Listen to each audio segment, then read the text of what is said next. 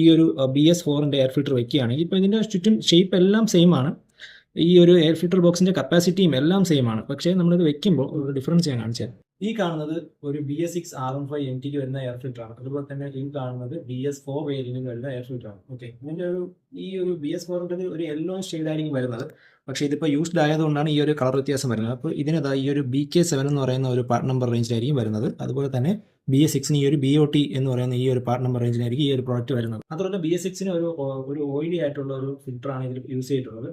അപ്പോൾ ഇപ്പോൾ കാണുന്ന ഒരു പ്രവണത എന്ന് പറയുന്നത് BS6 വണ്ടികളിൽ ഈ ഒരു BS3 BS4ൻ്റെ ഈ ഒരു എയർ ഫിൽറ്റർ യൂസ് ചെയ്യുന്നത് അങ്ങോട്ടും ഇങ്ങോട്ടും ഇത് നോക്കാതെ ഏതെങ്കിലും കിട്ടുന്നത് മേടിച്ച് വെക്കുന്നതിനാണ് നമ്മൾ എപ്പോഴും കാണുന്നത്. പക്ഷെ അങ്ങനെ ചെയ്യാതിരിക്കാനാണ് ഇപ്പോൾ മാനുഫാക്ചേഴ്സ് നമുക്ക് ഈ കാണുന്ന എയർ ഫിൽറ്റർ ബോക്സ് എന്ന് പറയുന്നത് ഒരു BS6ൻ്റെ ആണ് കാണുന്നത്. BOT ഇതിൽ വരുന്ന BS6ൻ്റെ ആണ്. അപ്പോൾ ഇതിൽ ഞാനിപ്പോൾ ഈ ഒരു BS4ൻ്റെ എയർ ഫിൽറ്റർ വെക്കുകയാണെങ്കിൽ ഇപ്പോൾ ഇതിൻ്റെ ചുറ്റും ഷേപ്പ് എല്ലാം സെയിം ആണ്.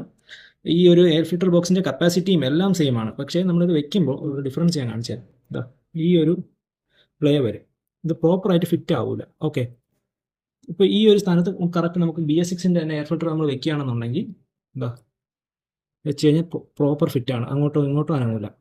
ഓക്കെ, അപ്പോൾ ഇതിൻ്റെ ഒരു വ്യത്യാസം വരുന്നതെന്ന് പറഞ്ഞു കഴിഞ്ഞാൽ ഇതിൻ്റെ ബ്രീത്തിങ് വ്യത്യാസം വരും. അതുപോലെ തന്നെ ഈ ഒരു ഷേപ്പിൻ്റെ ഒരു പിന്നെ ആഫ്റ്റർ മാർക്കറ്റ് എയർ ഫിൽറ്റേഴ്സ് പലരും യൂസ് ചെയ്യുന്നുണ്ട്. പക്ഷേ അതിൻ്റെയൊക്കെ ഈ ഒരു ചുറ്റുമുള്ള ഈ ഒരു ഏരിയ മാനുഫാക്ചർ ചെയ്യുന്ന ഒന്നെങ്കിൽ റബ്ബർ ആയിരിക്കും, അല്ലെങ്കിൽ പോളിമർ ആയിരിക്കും. അത് കറക്റ്റ് ഫിറ്റിന് അത് ഇരുന്നോളൂ.